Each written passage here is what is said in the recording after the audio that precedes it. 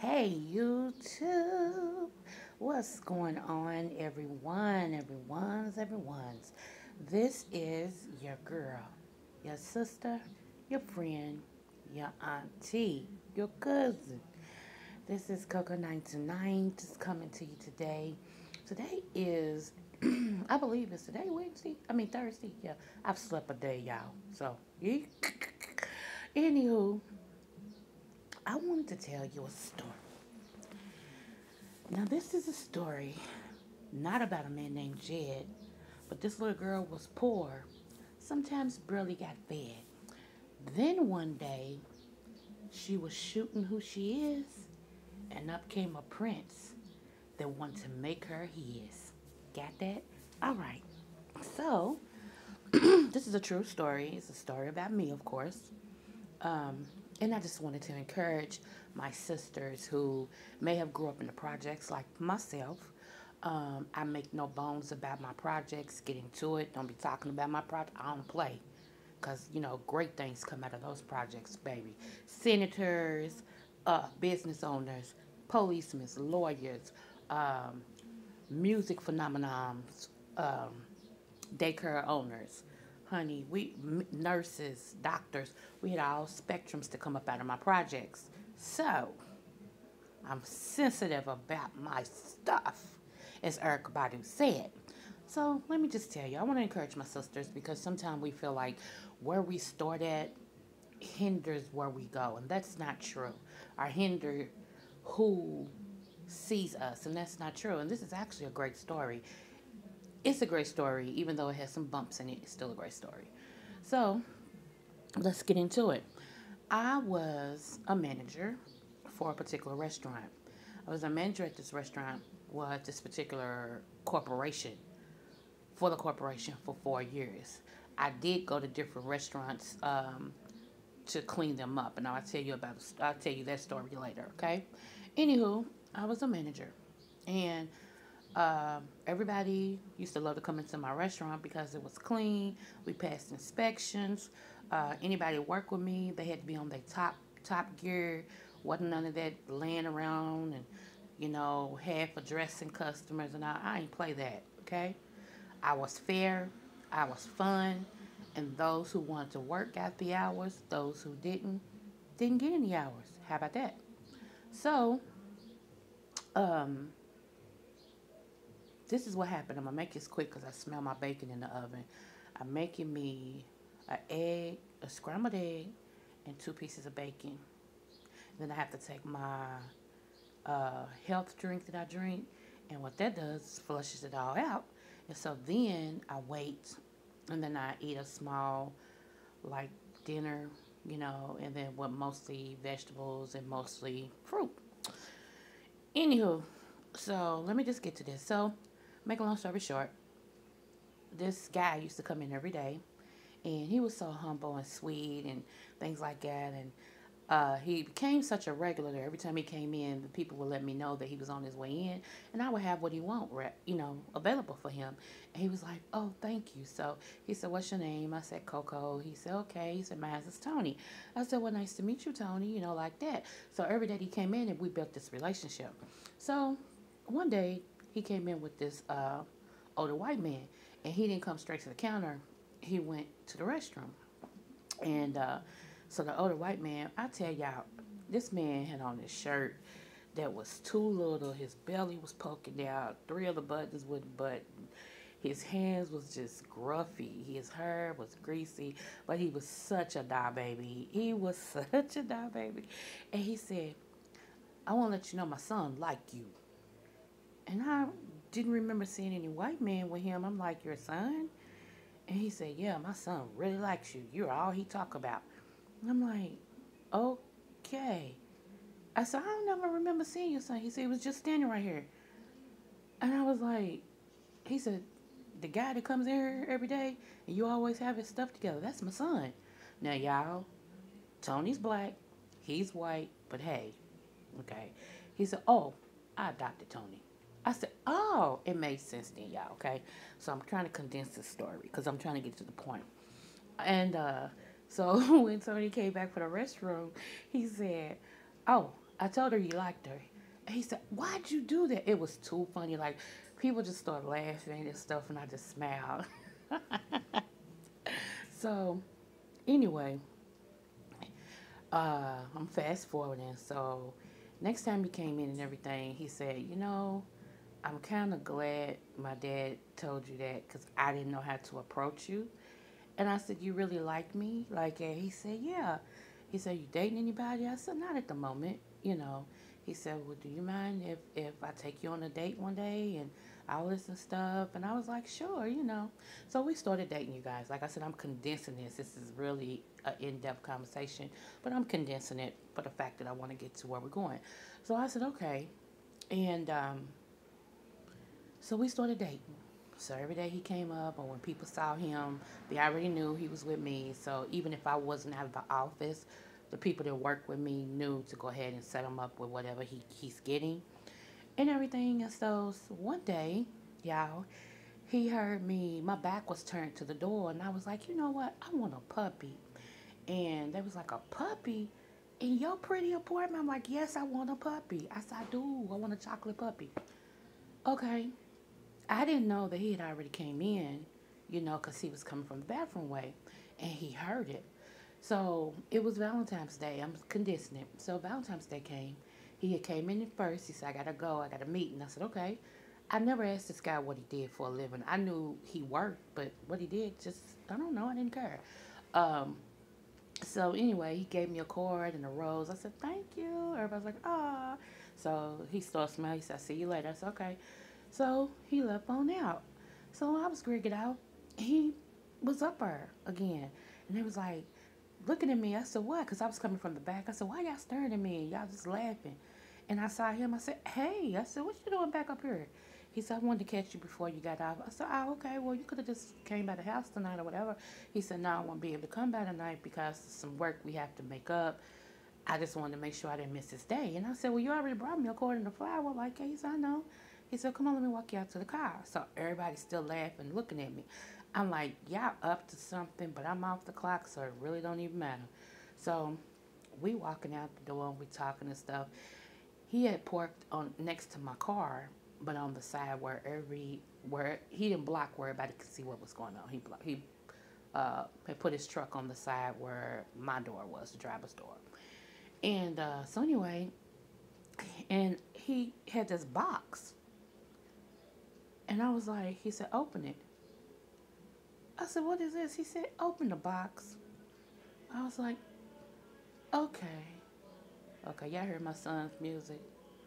I mean, like, he's in the basement. You hear that?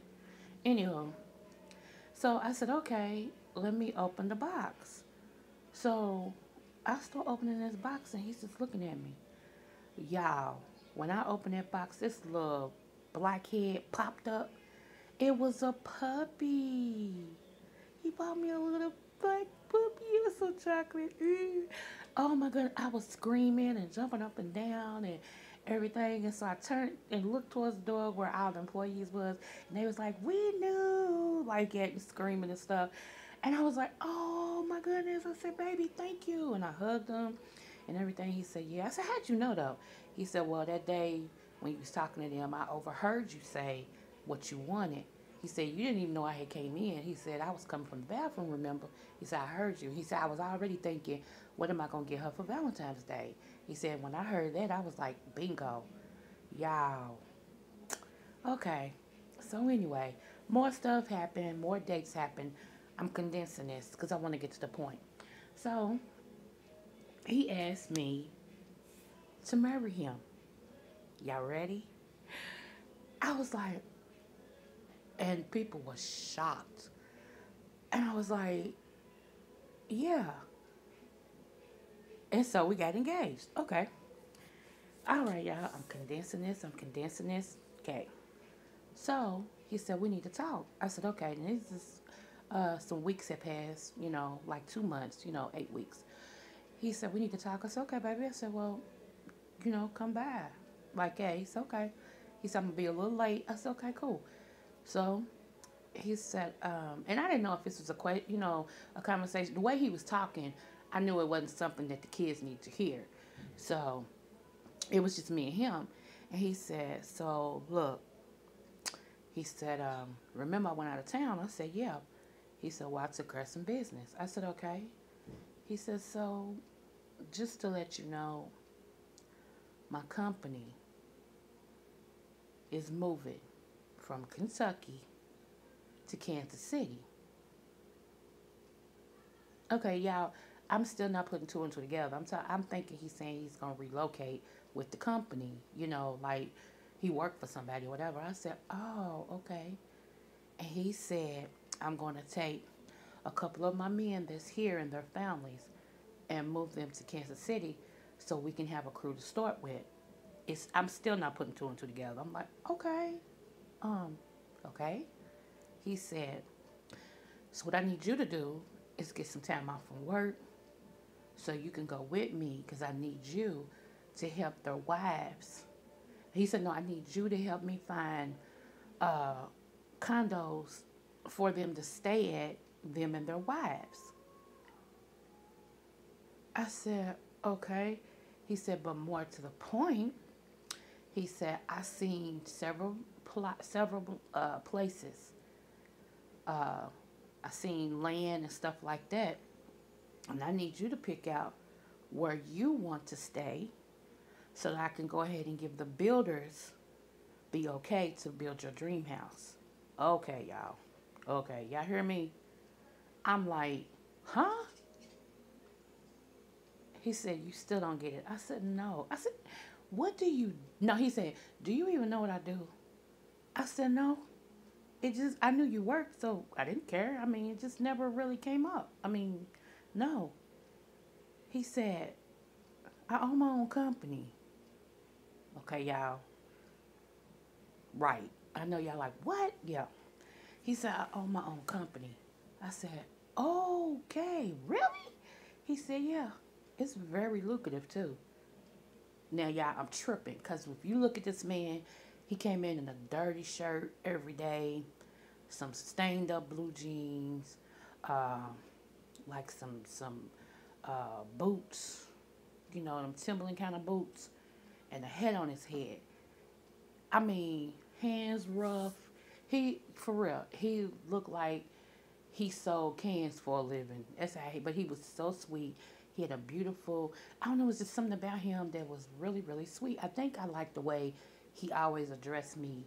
He was a gentleman, and that's kind of hard to find in men, especially African-American men, unless you're older. But, he came in, how you doing, Miss Lady? Good morning, ma'am. And stuff like that, Anywho, so I was like, wow. I said, okay, so I said, so what type of business is it? He said, okay, do you know what a pallet is? I said, I think I do. He said, let me explain. He said, you know how you get inventory in and it comes in on this wooden square thing with these plaques that all connect together to make one. I said, yeah. He said, that's what I own. I said, shut up, and fell off the couch. And he just started laughing. He said, you a nut. He said, yeah, I own that company. Y'all, did I tell you I was in the projects? Okay. Then he said, excuse me, y'all. Then he said, I said, well, okay, answer a question for me. I said, that your gentleman, I said, the white guy, I forgot his name, so I'm telling y'all the white guy. I said, he said he adopted you. He said, yeah, that's my pops.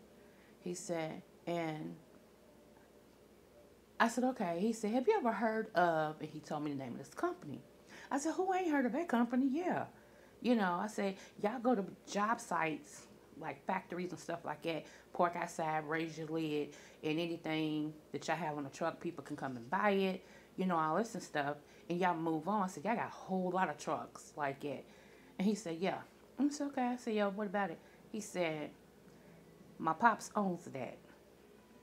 I just grabbed my mouth. I said, that man that comes in with them 2 little shirts on and all that stuff is the owner of that company? He said, yeah. And I'm his sole heir. Shut the front door. He said, so if anything ever happens to him, that company's mine. Y'all, I'm telling y'all, I was like, what? The flying fig Newton? So then, okay, so y'all, now I got two shocks at one time. So y'all know I wasn't no good, right? So then he was like, so, ma'am, I need you to get some time off from work because I need you to go to Kansas City with me. I need you to pick where you want to live so they can start building your dream home. He said, and I need you to help me find condos for my men and their family so that we can get them down there and get them relocated and we'll come later. He said, we got an 8-month window. I want you to try to do this in 6 because I don't want to wait till the last month. You know, I'm still sitting here with my mouth open like, what in the whole hell and the heaven? What? So, okay, y'all. So, let me tell you how when you don't get help, or when you let fear take over. Now, this man was great to me. Let me tell you something. This man proposed to me, and we had never had sex. You know what he told me? When I touch your body like that, you will be my wife. Now let that sink in. He said, I don't want you like that, and you're not my wife. He said, when I proposed to you, I knew what I was doing. He said, so when we consummate it, it'll really be, you'll be my wife. You'll have my last name. Y'all. Wow, man. Okay, so needless to say, I didn't marry him. I'm condensing this because I don't want it to be a real long live, but I did not marry him. I had a conversation with him, and he didn't understand why I wasn't going to marry him. He didn't understand it.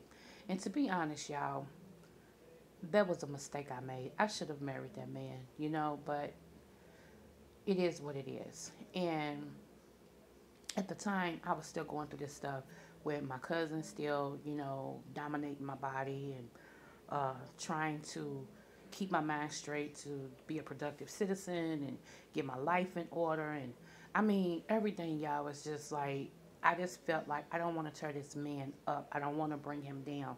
And I felt like once I said I do, that he would look at me and be like, I don't want you. You got too much issues going on, and all this and stuff. And he even told me, if you, whatever it is, we can work this out together. Because he was like, please don't do this. He said, did I do anything? I said, you didn't do anything. You are great. I said, and don't let my actions make you bitter or make the other woman suffer.